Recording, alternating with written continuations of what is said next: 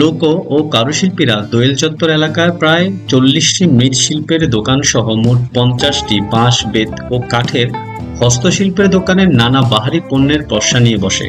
এখানে পাওয়া যায় মাটির তৈরি বিভিন্ন তৈজসপত্র, ছোট বড় বিভিন্ন আকারের হাঁড়ি-পাতিল, কলস, সরা, ফুলদানি, বাহারি খেলনা, বৈশাখী চুড়ি, বেত ও কাঠের শোপিস সহ নানা ধরনের শোপিস।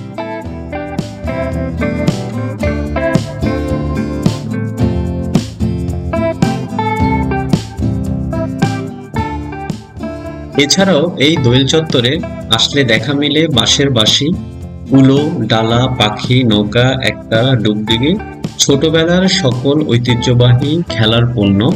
দোয়েল চত্বর এলাকায় এইরকম কারুশিল্পী ও মৃৎশিল্পের ব্যবসায়ীরা বাংলাদেশের শিল্পকে বাঁচিয়ে তুলতে সক্ষম।